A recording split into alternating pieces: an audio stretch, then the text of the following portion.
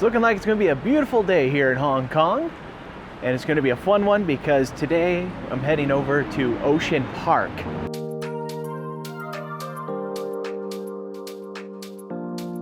Like many of the most popular places in Hong Kong, Ocean Park is very easy to access from the subway. It may just take a transfer or two depending on where you're coming from.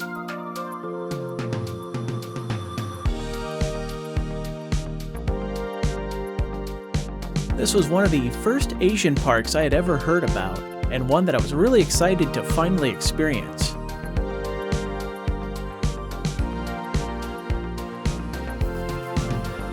But there was one problem. Because I wasn't sure how long the subway was going to take to get here to Ocean Park, I did leave a tad early from my hotel. So I've only got an hour to kill before the park opens. But that's all right. I'm here, I made it, be ready to go when this place opens up. It's gonna be a great day, the sun's out. Looking forward to checking out this place. So maybe I was a little too excited to get to the park, but this gave me a chance to enjoy the entrance plaza fountains, as well as a couple fish tanks.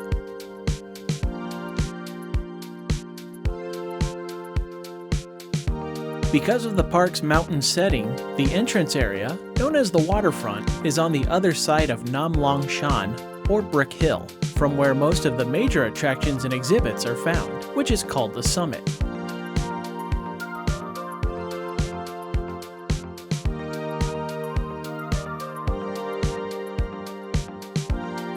The waterfront's old Hong Kong area, with several food stalls, doesn't open right with the park.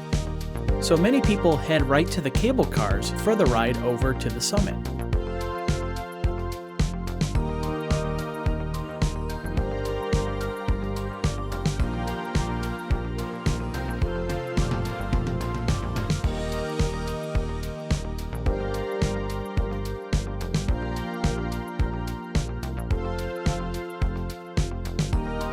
As you make your way higher and higher, you get the first example of why Ocean Park is known for its incredible views.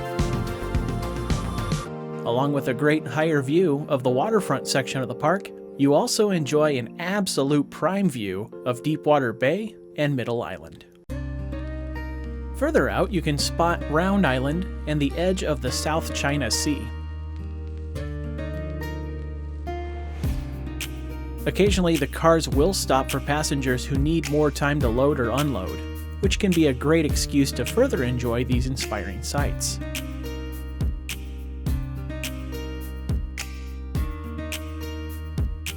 Before long, you'll see the bright yellow track of the Hair Raiser roller coaster, signifying that you're reaching the summit.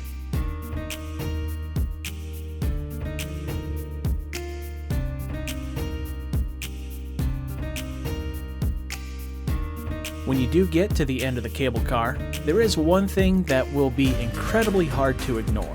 So I don't think there's any two ways around it. The first thing that really sticks out about this park is the scenery. Good Lord, being on the side of this mountain, this place is absolutely gorgeous and has some fantastic views of the surrounding area. If the views from the park's paths aren't enough for you, you can always go higher up.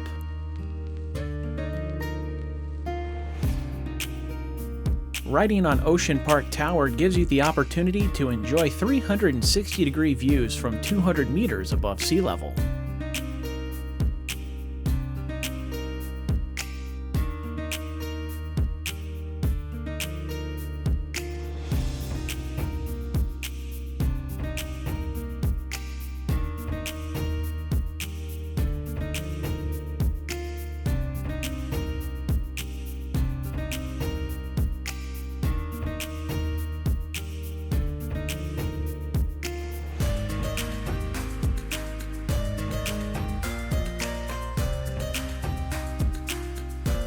One of the attractions I was really curious to try out at the park was Hair Raiser, a floorless coaster from Bolliger & Mabyard that utilizes the park's unique topography for its layout.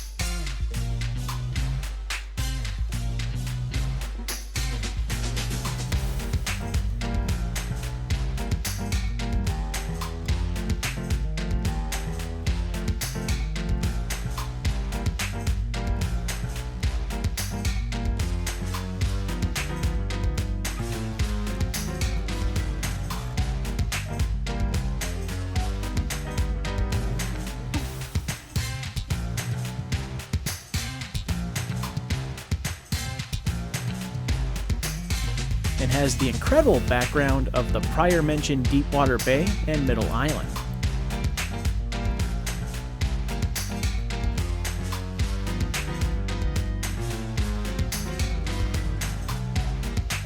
It isn't the tallest of the B&M floorless coasters, but the setting helps to set this ride apart from its cousins. So I really like Hair Raiser. Imagine, if you will, combining Superman Krypton coaster from Six Flags Fiesta Texas with Wildfire over at Silver Dollar City, and that's essentially what you have here with Hair Raiser. Maybe not quite the same size as those two, but it does share similar features. Coaster number 2 for the day was the Wild West Mine Train. This is a custom coaster from Zamperla that utilizes the terrain for its layout, much like Hair Raiser.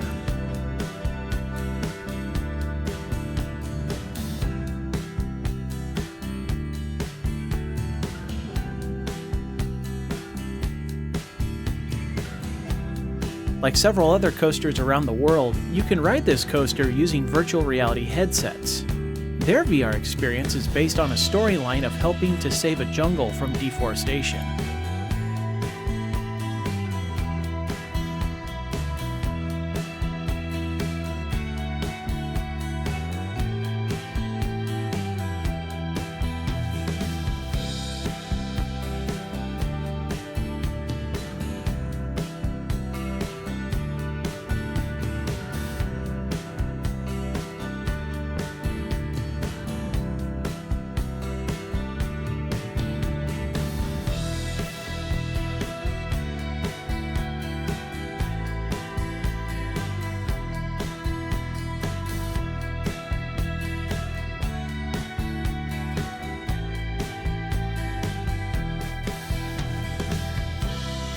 Can I just take a moment to tell you how stupidly gorgeous this view is, especially for a roller coaster? It's incredible. This coaster really takes advantage of the terrain to make it feel like it's so much bigger. And then on top of that, it's actually a really fun ride. It's got some pretty good airtime hills on it, whether you're in the very front or in the very back. In the middle's not too bad either. Now, I do have one gripe about the ride, and it has to do with the VR system. I know virtual reality is the new big thing in amusement parks and roller coasters, but there are some great examples of how the loading process gets really slowed down, and this might be one of the prime examples of it. Because when it comes to the loading process for this, they go ahead and they do your seat belts first, then they go ahead and do the lap bars one by one, and then they start putting on the headsets one by one. And it takes forever to get this thing loaded and going. I mean, it's a good thing that it's a slow day at the park here because the wait isn't so bad, but I can only imagine what this place would be like if it was just absolutely packed. To be really honest, I'm not even sure why most people would want to watch the VR thing. I mean, I get it. VR is cool. It adds effects that you can't get from a regular roller coaster.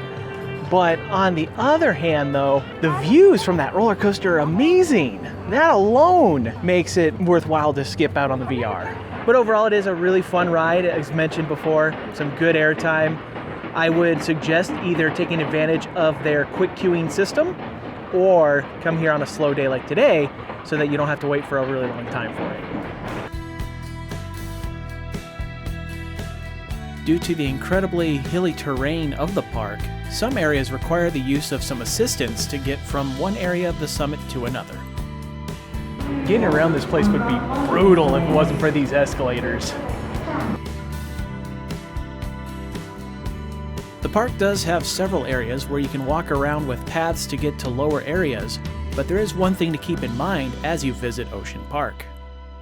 I'm as big a fan as the next person when it comes to just walking around a park and trying to figure out where everything is without consulting a map. But this park is kind of confusingly laid out, and I think part of that is because of the terrain of it, with the mountains and the hills and things like that. So you really want to take advantage of that map to try and find your way around. Otherwise, you're going to be doing a lot of circles and double backs and things like that, dead ends. But, you know, it is what it is. Some of the pathways to the lower areas can be steeper than that of your average amusement park. I might be looking to see if there's a long way to walk around to the escalators because I'm walking down this hill and thinking to myself, this is going to be a climb to get back up. But if nothing else, it'll be great for my calves. This walk down the hill on the other side would lead to one of the most iconic coasters of the trip, the Dragon. A custom aerodynamics looping coaster that is the oldest in the park. Much like Hairraiser, it also comes with an incredible view with Round Island and the South China Sea in its background. It was this coaster that made me aware of Ocean Park because it was featured on the DVD World's Greatest Roller Coasters, and I knew I'd want to try it out. Much like the previous two coasters, this custom aero looper is built to take advantage of the terrain. As the first lift takes you to the highest point, as it gets lower and lower, it rides on track that's further down the hill, until it arrives to the second lift hill that brings it back up to the station.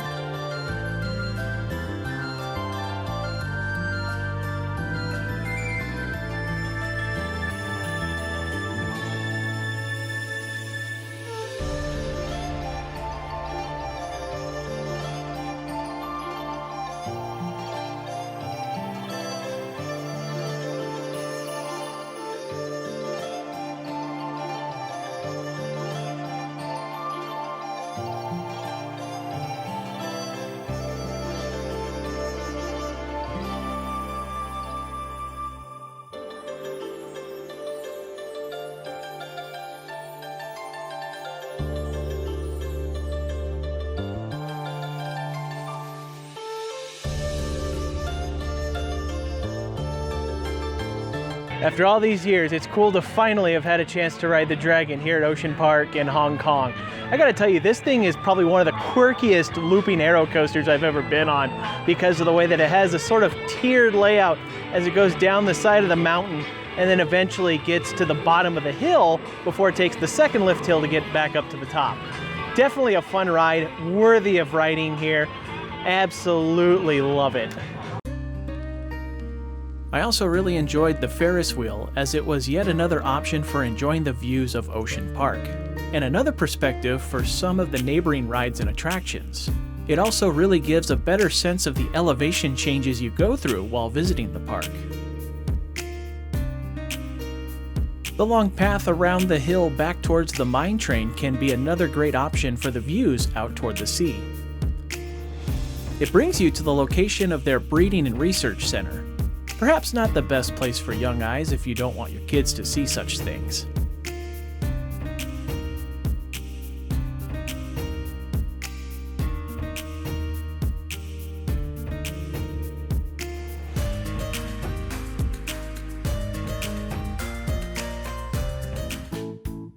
Heading back toward the top of the summit, there was still one more coaster to ride, and that was Arctic Blast. A custom mock-powered coaster that covers a lot of ground in the Polar Adventure area of the summit, and offers a fun zigzag kind of layout that can be enjoyed by visitors young and old as it's more of a family attraction.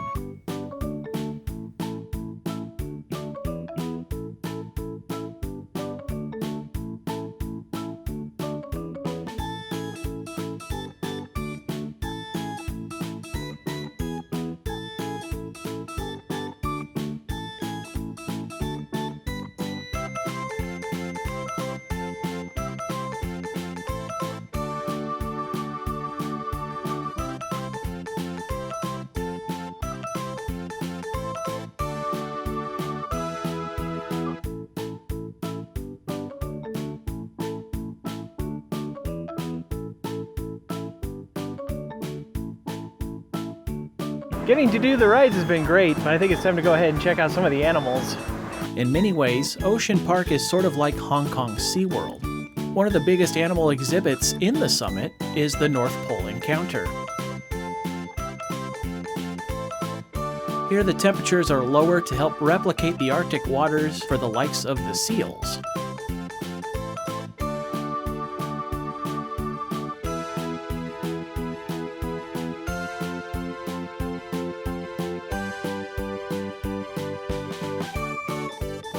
They even have special passages where visitors can get a closer look. But sometimes they might be in other parts of the habitat. Nothing here. Along with the seals, the North Pole Encounter also has incredibly large walruses. After you've had a chance to see the seals and walruses from above, you can go to the lower part of the exhibit and see them through the glass and into the water as they swim around you.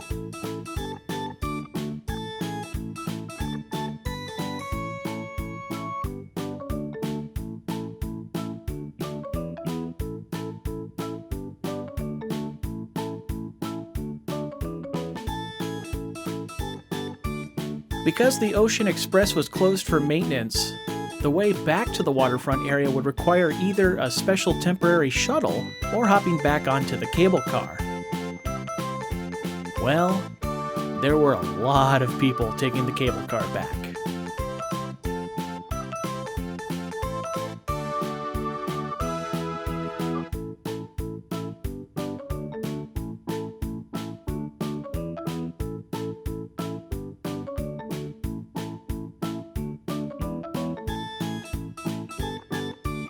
In most cases, this is going to be a long wait. So I was worried I was going to have to wait in that line that looked like it was ridiculously long, but fortunately, I got this thing. While I had my own car for the ride over to the summit, the return back to the waterfront gave me some new friends as they wanted to increase the capacity. But the views heading back to the waterfront were just as spectacular.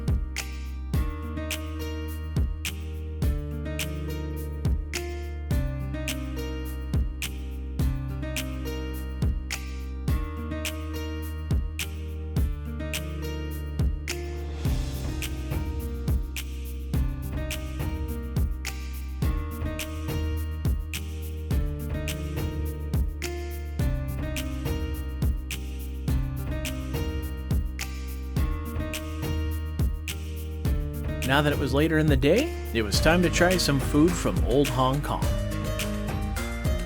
My ticket to the park today included a taste of Hong Kong, where you get to try some of the local foods in the Old Hong Kong section of the park. And so I went ahead and I got the fried noodles with soya sauce, and it is a try.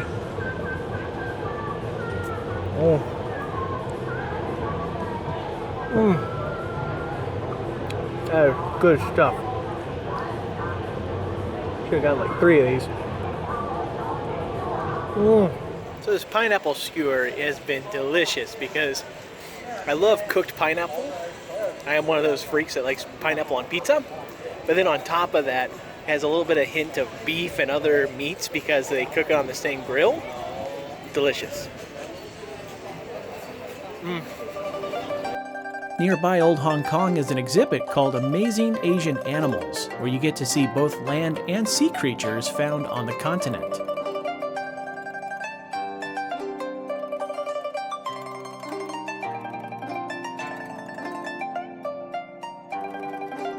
The most popular part of this exhibit was the area that had pandas. Here they were chomping away at bamboo leaves.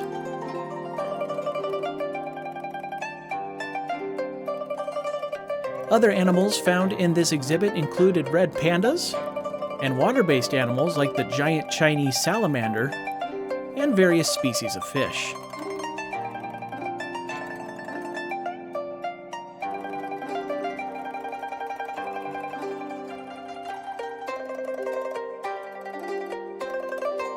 So it's been a great day here at Ocean Park. This park is fantastic. I absolutely loved it.